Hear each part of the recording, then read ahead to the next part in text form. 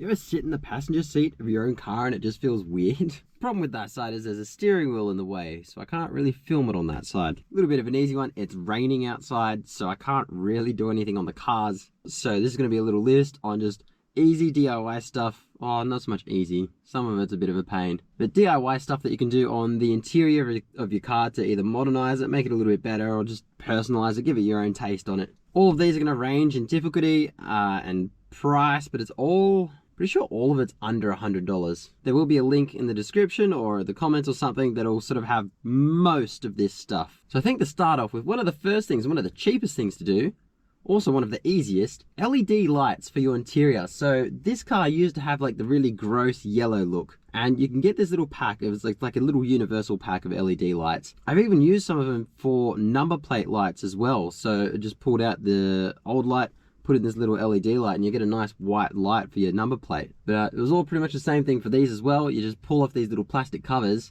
and we now have like really nice bright, that's the one, really nice bright LED lights in here. I guess while we're talking on the topic of stuff around here, roof lining. You can get fabric paint. So if you take your roof lining off, give it a really good clean, and then spray some of that fabric paint on, you can change the color of it. Black is usually the most classy one. Makes it look much nicer. This used to be like a gray. It had a bunch of stains, a bunch of marks on it. This one wasn't painted. I pulled off the old roof liner, and then I bought just this big sheet. I think it was like a 2.5 or 3 meter roll from eBay. Bit of adhesive glue down. It was a little bit annoying trying to get it to mold to some of the little indents in there, but little DIY job, you can't ask too much from it. You can go and get it professionally done, but you know, you're looking 200 plus for that sort of thing. While we're on the topic of sort of like the fabric stuff, your floor mats or your floor carpet, I want to replace the one in this car because it's gray, there's a lot of stains, it's disgusting, it's ripping, there's holes in half of it. It's not very nice anymore. So that is on the to-do list. And that's, depending on the car you have, very easy install. If you've got something that's a bit more modern and you've got a lot more sort of like interior bits, like particularly center console and all that sort of stuff, it might be a little bit more involved.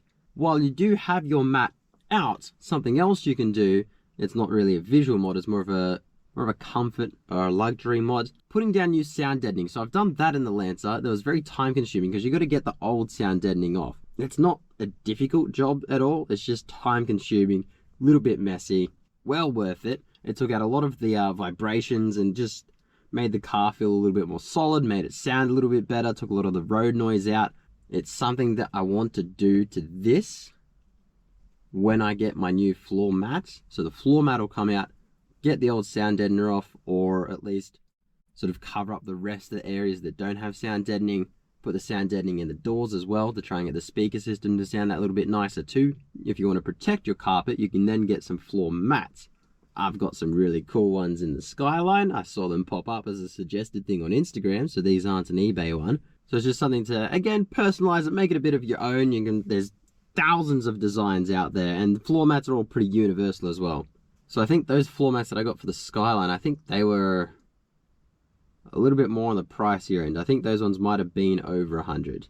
Then they also had the sale on that had the gear shifter as well, which is then our next thing is your gear knob, gear stick, gear extenders, shift boot, that whole shifter area. You can go wild with it. There's all sorts of kinds of creations out there. I've got a Likewise shifter in my WRX. My sister's got a Likewise shifter in her Forester. I've got the Kawki Crew one in the Skyline. I think I've just got like an 8-ball in the Lancer. It's one of those ones where you can spend as much or as little as you want. In this area though, drift buttons. You don't have to have it as a drift button. You can just simply take out your old handbrake button and then screw in the new one. This one I took out the old handbrake button, removed the spring, and then put this one in, so it is like a drift button.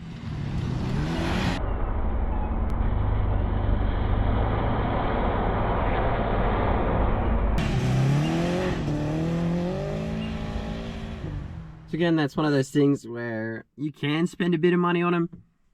you may as well just go on eBay. If you're just getting just the plain color one, I think this was like $6 or $7. But I think that is sort of about it. You can do other stuff like paint the plastics and whatnot around your car. So I've sort of got like a chameleon paint on like the plastics here. Got a little bit around the doors. So all of that was to sort of try and complement the shifter setup going on here, because it's sort of like a blue/purple chameleon paint. And then another one that's like probably an honorable mention is steering wheels, to upgrade the steering wheel. The only reason I'm not saying this is like a main one is because if your car has an airbag, it's not advised to remove that airbag.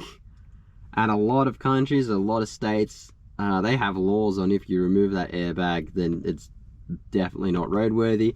They're very, very strict about that here in Australia. If you have an older car that doesn't have an airbag, go wild with it. Make sure you buy a genuine branded steering wheel. Don't get any of the eBay ones, just because they don't have the quality testing and assurance. You don't want to be driving down the highway and then your steering wheel comes off.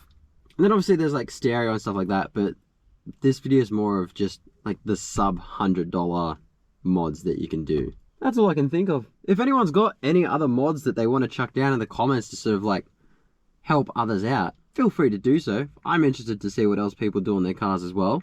And hopefully this has sort of helped you guys out to find something that you want to do to your car, or maybe giving you a little bit of inspiration. Make it your own car. There's always going to be people out there that go, oh, why'd you do this? Why'd you do that? That looks like shit. You should have done this. Fuck 'em. It's your car. Do it the way you want it. Just don't do anything that makes it unsafe, such as taking out your airbags. We don't want people to die.